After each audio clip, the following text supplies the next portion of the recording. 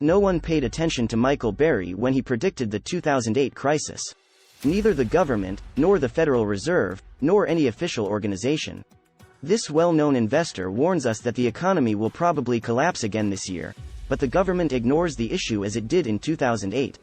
The US President, Joe Biden, even said that the country is not in a recession right now. On the other hand, we have seen how institutions like Bank of America, one of the largest banks in the US, and the wealthiest people in the world, such as Elon Musk and Jeff Bezos, seem to support Michael Burry's theory. According to Elon Musk, the recession will likely last until spring next year, when asked how long it would last. However, Jeff Bezos warns people to hold on to their money in times of recession.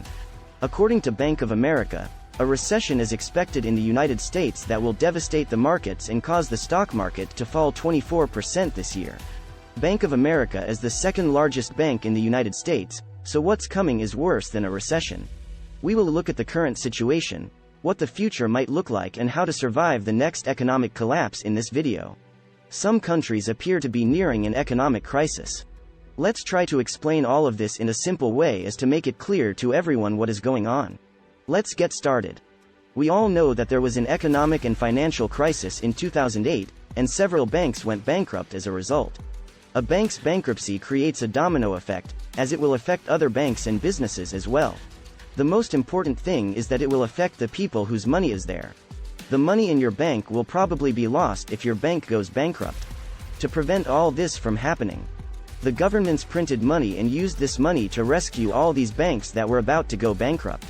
By the way, if you enjoy this video so far and would like to see more like it, please like and subscribe to my channel. I'll know what you're looking for. In spite of the fact that this may seem like an excellent solution, it still has some consequences. And the main consequence is that when a government prints money out of thin air, the money becomes less valuable as a result. Because you can buy fewer things with the same money, your purchasing power is reduced. Therefore, we can talk about inflation, which is the phenomenon where there is more money in circulation, which means that the money is worth less, so that we have to spend more money to buy things.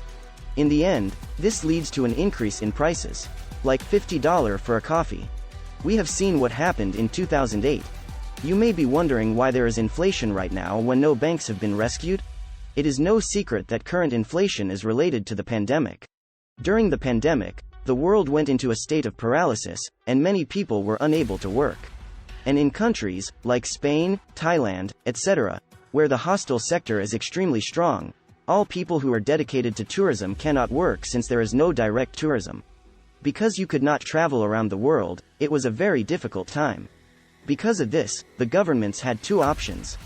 They could either let the people suffer from joblessness and not be able to work, or they could print money to boost the economy.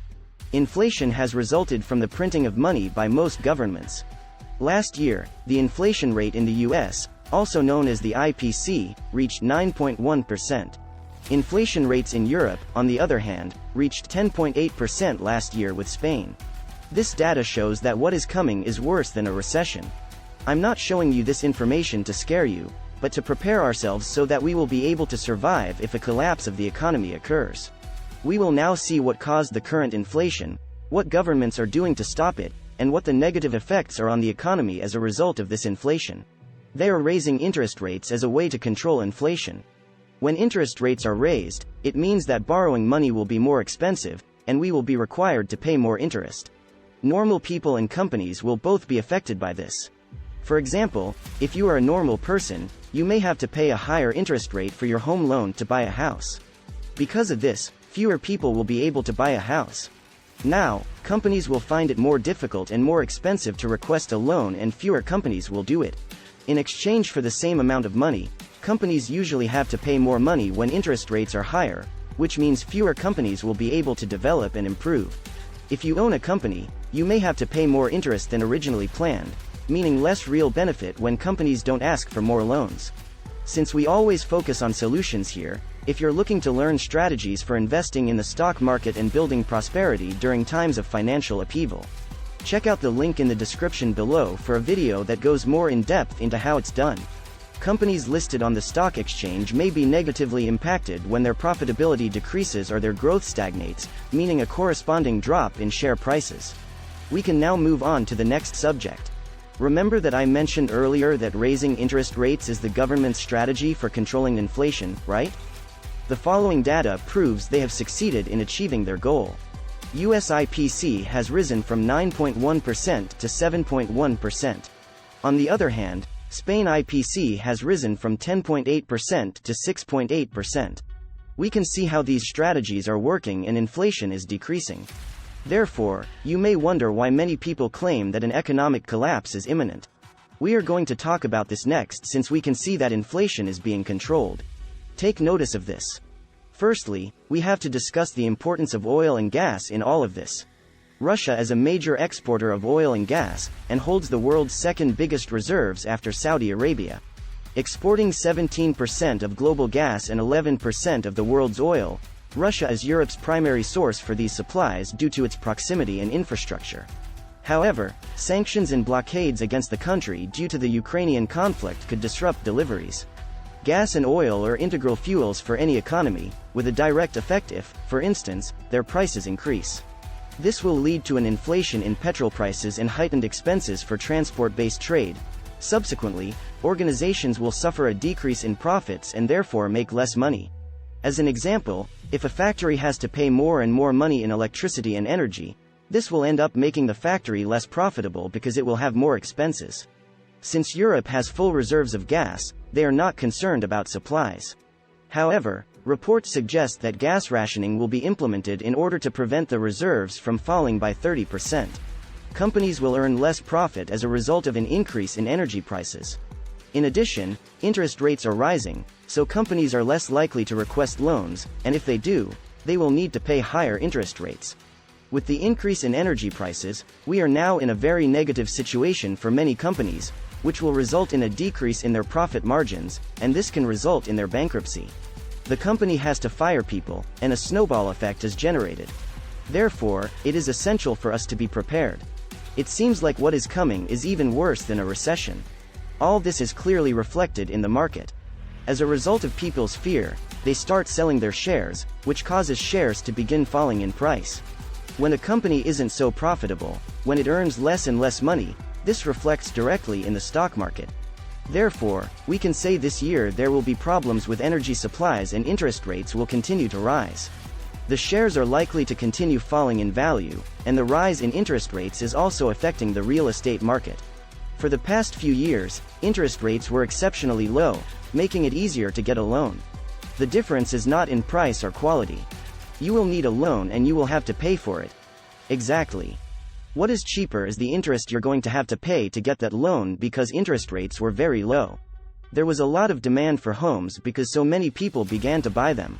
As a result, prices increased, especially during the pandemic and the post-pandemic, as there were many people who wanted to buy houses and there were not enough houses available. However, since interest rates are currently rising and the macroeconomic situation isn't the simplest in the world, many people predict that the price of housing will also fall. Several indicators indicate that the global real estate sector is preparing for trouble. During this war, Europe, the United States, and most Western countries have supported Ukraine, while Russia has responded with sanctions and blockades similar to those seen in the past. To end the conflict, both Europe and the United States have attempted to negotiate with Russia. However, Russia only sees the exit of the Ukraine war through its terms, as we can see. We are in a very delicate situation. Let's talk about how to prepare for the next economic collapse. I would like to make one point that I believe is obvious. I am neither a financial advisor nor an economic expert. There's no way of knowing if we're going to go into a financial collapse. However, it is clear that we should be prepared. In the first place, you should prepare yourself mentally for what may happen. Second, you should have some savings for what may happen. Third, keep a stable income. It is important to be very careful in this delicate situation, especially if we are going to ask for a loan or if we are making some purchases that aren't necessary. The fourth, you should invest in gold, silver, or other precious metals since they are considered the safest investments during an economic crisis. I have already shared statements from well-known investors and some of the world's wealthiest people warning us that what's coming is worse than a recession. We have seen what has happened to get where we are today with the economy, what the future might look like and how to prepare to survive the next economic collapse. It is my sincere hope that this has helped you and that you have become more understanding of these issues. I suggest you watch this video next if you would like to know about business ideas that generate good money to help your economic situation. If you know anyone who wants to know what is happening in the economic world, please share this video with them.